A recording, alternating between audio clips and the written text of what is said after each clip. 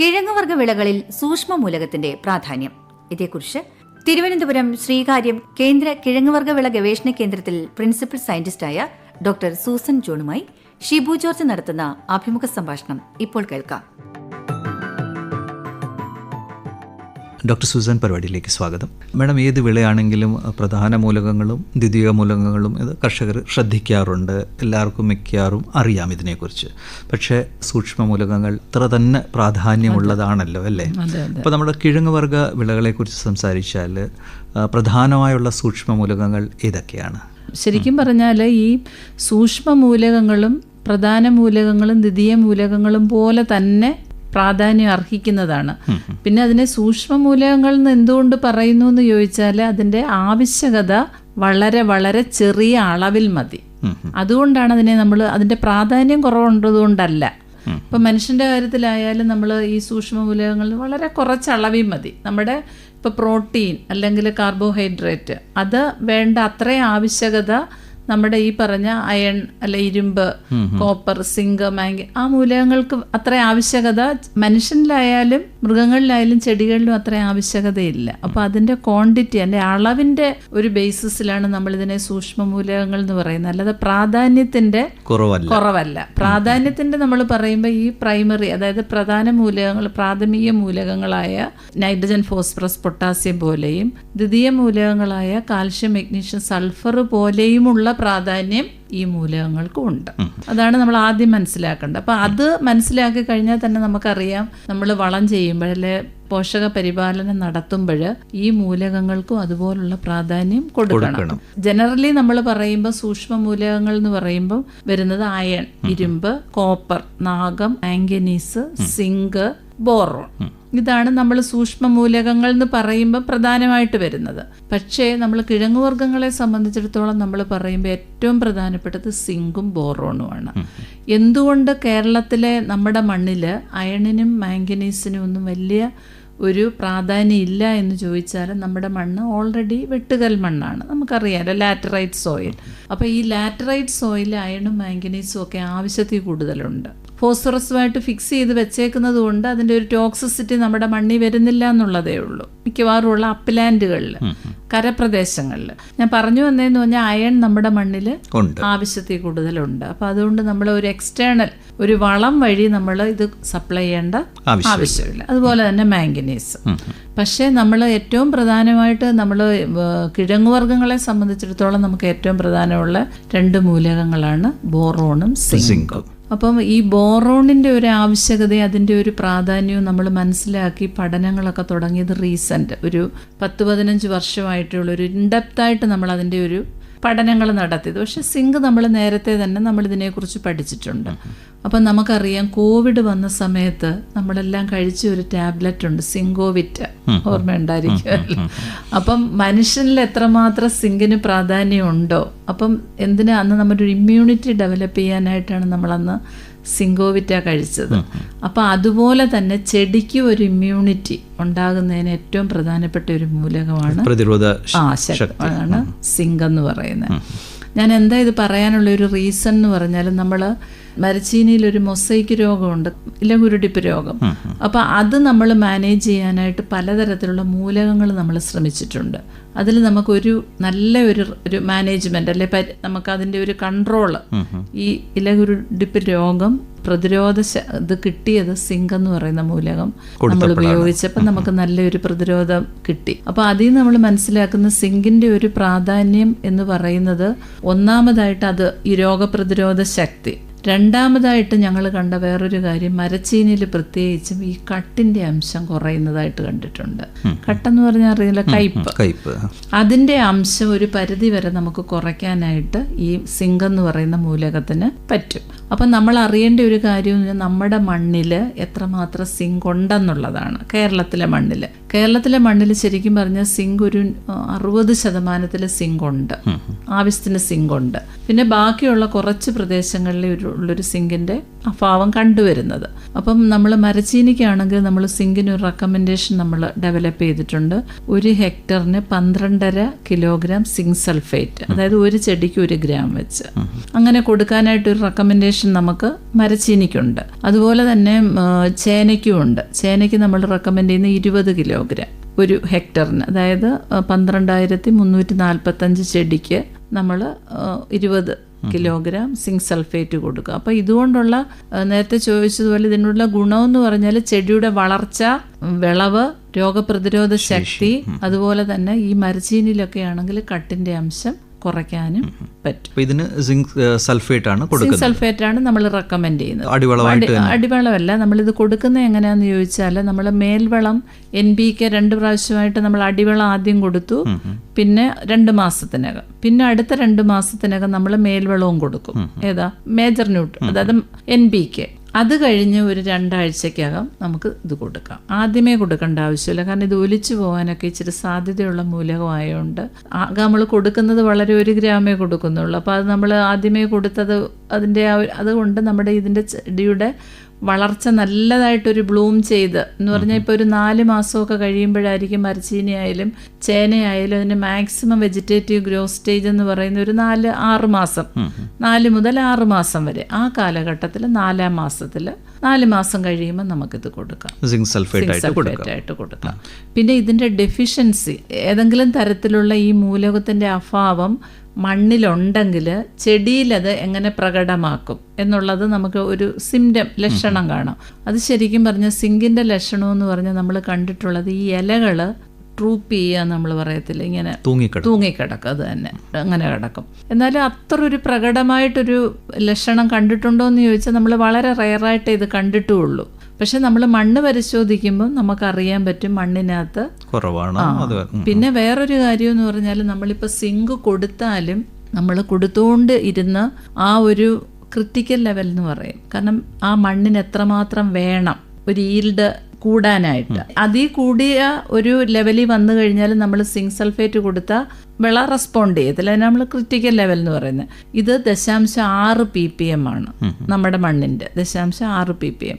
അപ്പം നമ്മൾ zinc sulphate ഇട്ടുകൊണ്ടിരിക്കുമ്പം ഒരു 2-3-4-5 വർഷം കഴിയുമ്പോൾ ഈ 0.6 ppm മണ്ണിലെ സിങ്കിൻ്റെ ലെവൽ എത്തും, നമ്മൾ തുടർച്ചയായിട്ട് കൊടുത്തുകൊണ്ടിരുന്ന. അപ്പം എന്തോ പറ്റും, പിന്നെ നമ്മൾ കൊടുത്താലും ചെടി പ്രതികരിക്കത്തില്ല. കാരണം ഓൾറെഡി എൻ്റെ വയറ് നിറഞ്ഞു കഴിഞ്ഞു, 0.6 ppm ആയി കഴിഞ്ഞു. പിന്നെ നമ്മൾ കൊടുത്തിട്ട് കാര്യമില്ല. അപ്പം അത് കാരണം ഞങ്ങളൊരു മണ്ണ് പരിശോധനയുടെ അടിസ്ഥാനത്തിൽ നമുക്ക് എത്രമാത്രം സിങ്ക് സൾഫേറ്റ് കൊടുക്കണം, മണ്ണ് പരിശോധിക്കുമ്പോൾ നമുക്കറിയാമല്ലോ മണ്ണിൽ എത്രമാത്രം ഉണ്ടെന്ന്. അതിൻ്റെ അടിസ്ഥാനത്തിൽ എത്രമാത്രം നമുക്ക് കൊടുക്കണമെന്നുള്ളതിനെക്കുറിച്ച് നമ്മളൊരു ചാർട്ട് പോലെ ഉണ്ടാക്കി വെച്ചിട്ടുണ്ട്. അത് നമ്മൾ ഈ കേരള അഗ്രികൾച്ചർ യൂണിവേഴ്സിറ്റിയുടെ POPയിലും കൊടുത്തിട്ടുണ്ട്. അപ്പം താല്പര്യമുള്ളവർക്ക് അത് നോക്കിയിട്ട് അനുസരിച്ച് ചെയ്യാം. അതുകൊണ്ടുള്ള ഗുണം എന്താണെന്ന് ചോദിച്ചാൽ നമ്മൾ ആവശ്യമില്ലാതെ ചെലവാക്കേണ്ട ആവശ്യമില്ല. പിന്നെ അടുത്ത മൂലകം വേണം പറഞ്ഞത് ബോറോൺ. ശരിക്കും പറഞ്ഞാൽ ഇപ്പം ഏറ്റവും കൂടുതൽ സിഗ്നിഫിക്കൻസ് ഉള്ള ഒരു വളരെ പ്രാധാന്യം അർഹിക്കുന്ന ഒരു സൂക്ഷ്മ മൂലകമാണ് ബോറോൺ. ഞാൻ പറഞ്ഞല്ലോ ഒരു 10-15 വർഷമേ ആയിട്ടുള്ളൂ ഇതിൻ്റെ ഒരു പ്രാധാന്യം ജനങ്ങളുടെ ഇടയിൽ ഒരു അറിയാനായിട്ട് തുടങ്ങിയത്. ഇപ്പം സിങ്ക് എന്ന് പറയുമ്പോൾ നമ്മുടെ കിഴങ്ങെന്ന് പറയുമ്പോൾ അതിൻ്റെ പ്രൊഡ്യൂസ് അതിനെ ഒരു തരത്തിലും ബാധിക്കത്തില്ല. ചെടിയിൽ സിംറ്റം ഉണ്ടായി ഒന്നുകിൽ വിളവ് കുറയും, അല്ലാതെ ഈ ട്യൂബർ അല്ലെങ്കിൽ കിഴങ്ങിനെ ഒരു തരത്തിലും ബാധിക്കത്തില്ല. പക്ഷേ ബോറോണിൻ്റെ കേസിൽ അങ്ങനല്ല, ഇത് ശരിക്കും അഫക്റ്റ് ചെയ്യുന്നത് ഈ കിഴങ്ങിനെയാണ്. അപ്പോൾ ഇതിൻ്റെ പ്രധാനപ്പെട്ട സിംറ്റം എന്തുവാന്ന് ചോദിച്ചാൽ ഈ മരച്ചീനി അല്ലെങ്കിൽ മധുരക്കിഴങ്ങ് ഏറ്റവും കൂടുതൽ നമ്മൾ കണ്ടിട്ടുള്ളതെന്ന് പറഞ്ഞാൽ മരച്ചീനിയിലും മധുരക്കിഴങ്ങിലുമാണ് ബോറോണിൻ്റെ അഭാവം നമ്മൾ നല്ലതായിട്ട് കണ്ടിട്ടുള്ളത്. അപ്പം ഇത് പൊട്ടിക്കീറും. ഈ കിഴങ്ങ് നമ്മൾ വെടിച്ച് കീറുക അല്ലെ പൊട്ടിക്കീറുക എന്ന് പറയത്തില്ലേ, അതുപോലെ അങ്ങ് സ്പ്ലിറ്റായി കഴിഞ്ഞ് ഇതിൻ്റെ മാംസഭാഗം തടി പോലെ ആവും. അതാണ് ഇതിൻ്റെ പ്രധാനപ്പെട്ട സിംറ്റം. അപ്പോൾ ഈ മാർക്കറ്റിങ്ങിന് ഇതൊരു വലിയ പ്രശ്നമാണ്. അപ്പോൾ ഇങ്ങനെയുള്ള മരച്ചീനി കിഴങ്ങായാലും മധുരക്കിഴങ്ങായാലും ആൾക്കാർ വാങ്ങിക്കത്തില്ല. ഇപ്പം നമ്മൾ മരച്ചീനിയിൽ കാണുന്നതിനേക്കാട്ടിലും കൂടുതൽ ഈ സിംറ്റം, ഈ ലക്ഷണങ്ങൾ നമ്മൾ കൂടുതലും മധുരക്കിഴങ്ങിലാണ് കണ്ടിട്ടുള്ളത്. അതിനുവേണ്ടിയുള്ള വളം അല്ലെങ്കിൽ അതെങ്ങനെയാണ് കൊടുക്കുന്നത്? ബോറോൺ എന്ന് പറയുന്ന മൂലകം ചെടിയിൽ മൂവ് ചെയ്യത്തില്ല. പ്ലാന്റിനകത്തൊരിതൊരു ചലിക്കാത്ത മൂലകമാണ് ഈ ബോറോൺ എന്ന് പറയുന്നത്. അപ്പം ഒരു സിംറ്റം നമ്മൾ ഒരു ലക്ഷണം കണ്ടു കഴിഞ്ഞ് നമ്മൾ മണ്ണിൽ കൊടുത്താൽ ഒരു റിക്കവറി നമുക്ക് പ്രതീക്ഷിക്കാൻ പറ്റത്തില്ല. പക്ഷേ ഒരു മണ്ണ് പരിശോധിച്ച് നോക്കുമ്പോൾ നമുക്കറിയാം ആ മണ്ണിനകത്ത് ഈ പറഞ്ഞതുപോലെ 0.5 ക്രിട്ടിക്കൽ ലെവൽ PPM. അതിൽ കുറവാണെങ്കിൽ നമുക്ക് പറയാം ആ മണ്ണിൽ ബോറോണിൻ്റെ അഭാവം ഉണ്ടെന്നുള്ളത് നമുക്ക് മനസ്സിലായി. അപ്പം പറഞ്ഞ പോലെ ബോറോൺ ഇടാം. അത് ബോറാക്സ് ആയിട്ട് കൊടുക്കാം, അല്ലെങ്കിൽ സോലുബോർ എന്ന് പറഞ്ഞൊരു പ്രോഡക്റ്റ് കിട്ടും. അത് വേണമെങ്കിൽ നമുക്ക് ഇടാൻ പറ്റും. പക്ഷെ ഒരു ലക്ഷണം കണ്ടു കഴിഞ്ഞാൽ നമുക്ക് കൊടുത്തിട്ട് കാര്യമില്ല. ഇപ്പൊ കിഴങ്ങിൽ തന്നെ ആണെങ്കിലും നമ്മൾ പിഴുതെടുക്കുമ്പോഴല്ലേ നമ്മളിത് കാണത്തുള്ളൂ. അപ്പം ആ സമയത്ത് പിന്നെ നമുക്കതിനെ രക്ഷപ്പെടുത്തിയെടുക്കാൻ പറ്റത്തില്ല. അപ്പം ശരിക്കും പറഞ്ഞാൽ നമ്മൾ ഈ ബോറോണിൻ്റെ അഭാവം സസ്പെക്റ്റ് ചെയ്യുന്ന ഏരിയയിൽ നമുക്ക് വേണമെങ്കിൽ മണ്ണിൽ ബോറോൺ അപ്ലൈ ചെയ്യാം, ഒരു പ്രിക്കോഷൻ എന്നുള്ള രീതിയിൽ.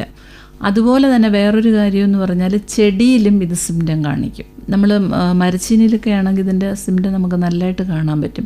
ഇതിൻ്റെ വളർച്ച അങ്ങ് ഒരുമാതിരി കുരുടിച്ച് റോസറ്റി അപ്പിയറൻസ് എല്ലാം കൂടെ മേളിൽ വന്ന് ഒരു ചൂല് പോലെ നമുക്കത് കാണുമ്പോൾ അത് കറക്റ്റായിട്ട് ബോറോണിൻ്റെ ഡെഫിഷ്യൻസിയെ നമുക്ക് മനസ്സിലാക്കാൻ പറ്റും. അപ്പോൾ ആ സമയത്ത് നമ്മൾ വിചാരിച്ചോണം ഈ മണ്ണിൽ ബോറോണിൻ്റെ അഭാവമുണ്ട്, ഇത് ചെടിയെ അഫക്റ്റ് ചെയ്തിട്ടുണ്ട്, അപ്പോൾ അതുകൊണ്ട് കിഴങ്ങിലും വരാനുള്ള ഒരു സാധ്യതയുണ്ട്. ആ സമയത്ത് നമുക്ക് വേണമെങ്കിൽ ഫോളിയറായിട്ട്, അതായത് ഇലകളിൽ തളിച്ചു കൊടുക്കാം. അപ്പോൾ ഇലകളിൽ തളിക്കുന്നതിന് ഏറ്റവും പറ്റിയെന്ന് പറഞ്ഞാൽ സോലുബോറാണ്. പിന്നെ ഞാൻ എപ്പോഴും പറയുന്ന ഒരു കാര്യമുണ്ട്, ഈ ബോറോൺ കൊടുക്കുന്നത് വളരെ ശ്രദ്ധിച്ച് മാത്രം കൊടുക്കേണ്ട ഒരു മൂലകമാണ്. ഇപ്പം നമുക്ക് സിങ്ക് ഇപ്പം ഇച്ചിരി കൂടിപ്പോയെന്ന് പറഞ്ഞാലും അതൊരു തരത്തിലും ചെടിയെ ബാധിച്ച് അതിൻ്റെ വളർച്ചയെ അഫക്റ്റ് ചെയ്യത്തില്ല. പക്ഷെ ബോറോൺ അങ്ങനല്ല.